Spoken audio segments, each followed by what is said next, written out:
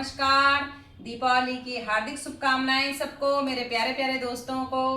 और आज मैं एक वीडियो बना रही हूँ जो कि मैं अपने हाथों से घर में जो मेन गेट होता है उसका तोरण बना रही हूँ। एक तोरण तो मैं बना चुकी हूँ, अब मैं मालाएं बना रही हूँ उसके साइड में लटकाने के लिए। तो ये आम के पत्ते हैं, ये अशोक के पत्ते हैं। तो कुछ तो मैं खरीद के लाई हूँ और कुछ मैंने थोड़ा आसपास से कलेक्ट किया है।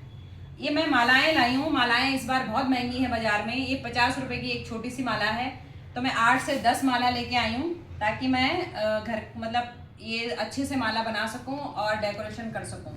मुझे डेकोरेशन करने का बहुत शौक है अपने घर में। मुझे खुद अपने हाथों से सजाना बहुत पसंद है। और जब भी दिवाली आती है मैं हर साल अपने हाथों से मालाएं बनाती हूँ, तोरण बनाती हूँ।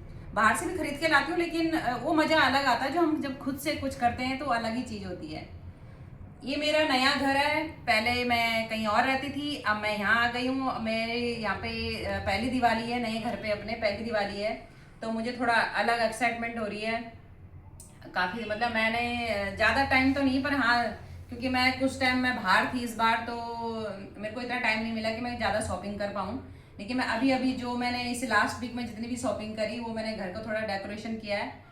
घर का डेकोरेशन मैं बाद में दिखाऊंगी। अभी मैं बाहर जो मेरा मेन गेट है उसके लिए तैयारी कर रही हूँ, तो मैं भी मालाएं बना रही हूँ। तो मैं ये मेरा कहना है कि अपने हाथों से कुछ जैसे काम करो। कुछ भी चीज़ें हम बनाते हैं, कोई घर का डेकोरेशन हुआ हो, चाहे कुछ भी, चाहे घर का खाना हो।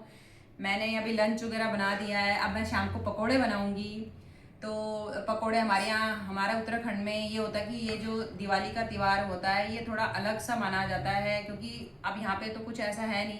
गांव में तो लोग पकोड़े, इतने सारे पकोड़े बनाते हैं, और दाल के जैसे गत होते हैं उसके, या जिस चीज़ के स्वाले बनाते हैं, हमारे यहाँ स्वाले बोलते हैं, यानी कि पूरी कचौरी, जो यहाँ पे कचौड़ी बोली जाती है, वो बनाते हैं। सारे गांव में जिन जिन की दीपावली नहीं होती उनको दीपावली में उनको दिया जाता है, पकोड़े और स्वाले दिया जाते हैं। उसके साथ शहर में तो मिठाई देते हैं, गांव में तो मिठाई होती नहीं, तो वही सब चीज़ें होती हैं।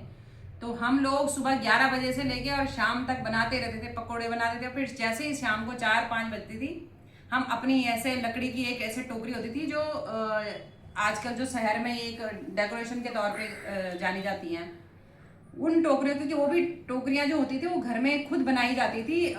भीमल बोलते हैं, एक भीमल होता है हमारे यहाँ, उसके जो लकड़ी होती है, केड़ा बोलते हैं उनको, उनसे बनाई जाती थी वो टोकरियां।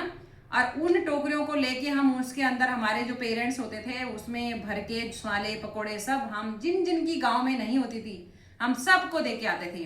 फिर शाम को हम लोग, भैला होता है, फिर भैला खेलते थे, खाना पीना, राजमा की दाल बनाई, पकोड़े स्वाले खीर सब कुछ बना के फिर सब लोग, हमारे रिश्तेदार जो आसपास रहते थे उनको बुलाते थे, भाई बंद जो भी होते थे उनको बुलाते थे। गेट टुगेदर होता था हमारा, खाना पीना खाया, फिर हम रात को 12-12 1-1 बजे तक भैला खेलते रहते थे। तो समय बहुत अच्छा था, बहुत मस्ती होती थी, बहुत मज़ा आता था, अपने लोग होते थे सब। अब शहरों में आके तो हम लोग अभी भी जाते हैं, जैसे जो हमारे जानने वाले हैं, जो हमारे अपने परिवार के होते हैं। अब एक हफ्ते से जा ही रहे थे, कभी कहीं मिठाई वगैरह देने के लिए। तो आज का दिन मेरे पास अपने लिए था। इतने दिनों से मैं भाग रही थी, तो आज का अपना दिन था मेरा, तो मैंने खाना वाना बनाया, कुछ मैंने बना दिया, कुछ बनाना है।